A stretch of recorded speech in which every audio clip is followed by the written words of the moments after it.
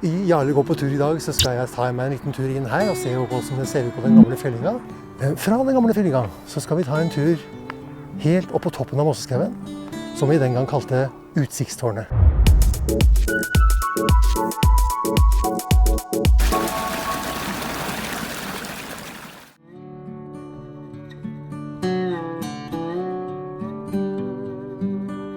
En del av Mosseskauen var jo den gamle fjellinga. Og her fant vi utrolig mye rart. Vi var jo stein gærne, vi visste jo ikke hvor farlige ting var her. Da kunne vi få hjul til Olakjerra, ikke sant? Det var veldig viktig. M-sport brant I gamle dager.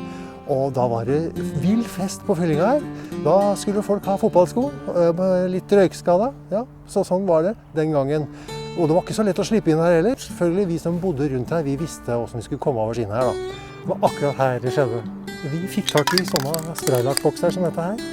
Vi kakka altså høl på dem, og så kastet vi dem fra oss rundt I skauen her, og så fryker de rundt der, ikke sant? Det spruta lakk overalt, og det var jo veldig morsomt.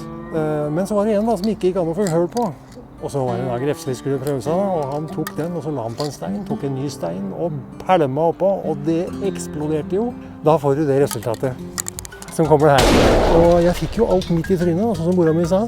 Og I det jeg snur meg, så ser jeg først han ene, han ramler ned på bakken og begynner å le. Og ler seg omtrent I hjel. Han andre, han går ut og fniser bort I kroken der. Han Olav, han fikk jeg til å gå ned I kjelleren og åpne disse kjellervinduet. Så smuglet vi meg inn der da. Og ned I kjelleren måtte vi jo. Og nede I kjelleren, der stod det en boks med reprin. Det altså maling og lakkfjerner da. Så begynte jeg å dra det av med det da, og inn I øya her og overalt. Men så fikk jeg besøk av min kjære mor. Ja, hun kom inn døra I kjelleren. Fikk se meg, og se på meg. Å, herregud, sa hun. Og så smalt hun igjen døra, og så var jeg borte. Og da ble jeg redd, vet du.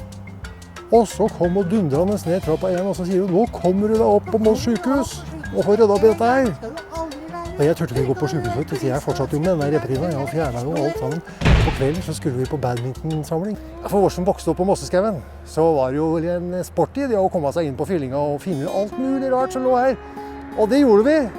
Men vi visste hvor vi skulle gå hen, så vi slapp unna han Arthur. For han Arthur, han sto akkurat her jeg står nå, og passet på inn- og utpasseringer. Samtidig så tok han også betaling for dem som hadde levert søppel, og dem som skulle inn. Her på den gamle fjellinga så har det vært et gammelt tømmerlager, og det har egentlig vært I mange år. Så har det vært stille da I veldig mange år, men nå har det så vidt begynt å fylles opp med tømmer igjen. Det var ikke så mye sortering der altså. Så mye dritt ligger I bakken der oppe, og mye av det var jo farlig.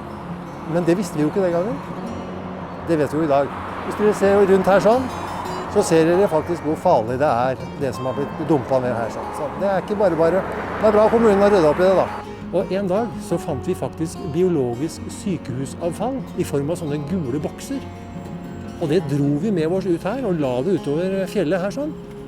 Og oppi den boksene så var det jo sprøytespisser. I dag så blir jo alt sånt komprent og veldig strengt, men vi fant altså dette helt åpenlyst på fyllinga ved Kambo.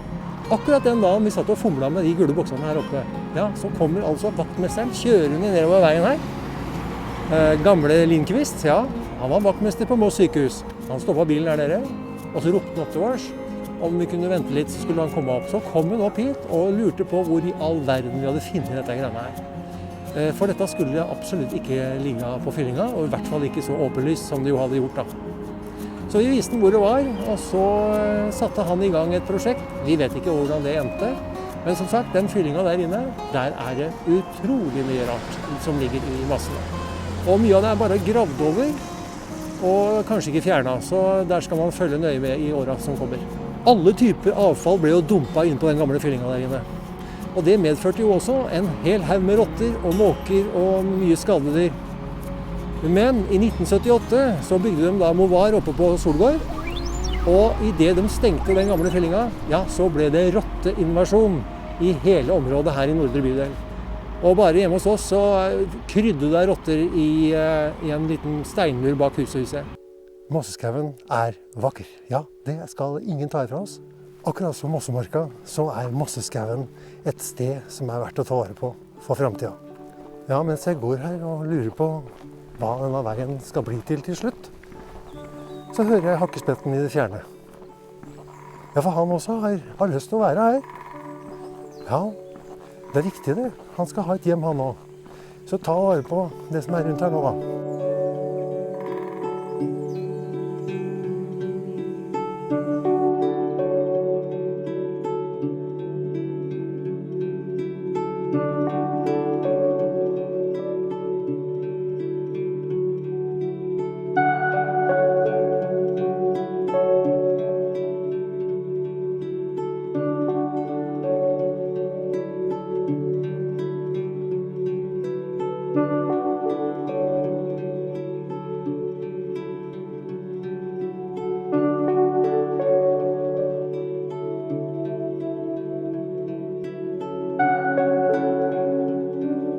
Her ender den fine veien som går helt fra Osloveien og helt ned nesten til vannet.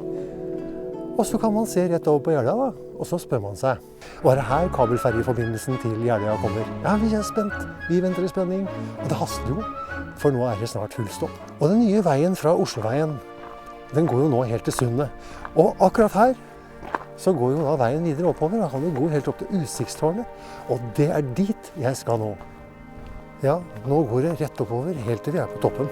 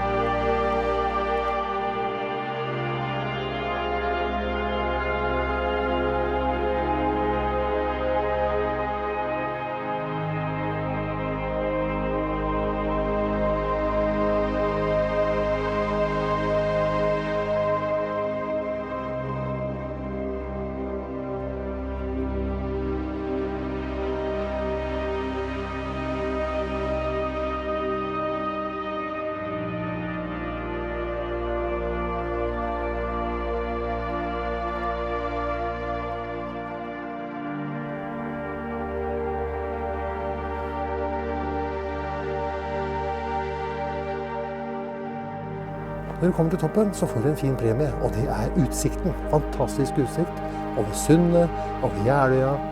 Og hvis du blar litt bortover her sånn nå, så ser du mot Son, møllene. Her sånn, bak meg her, så stod det et stort utsiktstårn. Og de steinene, de lå da rundt i bånn. Og oppå der, så kunne du ta av deg skia og gå opp, og så kunne du stå utfor det underrennet som var lagd i tre nedover der, og så suse nedover fjellsida her. Det var jo klin gærne, ja. Det var ikke noe kjære mor i Mosseskauen da vi vokste opp.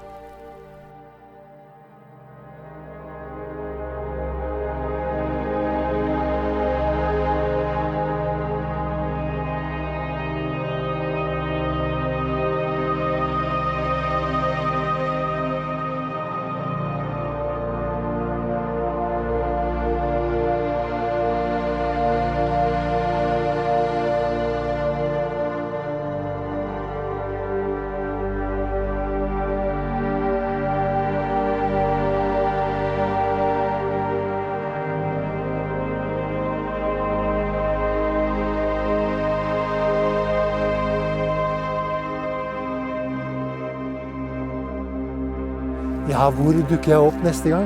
Men du har kanskje en formening om det.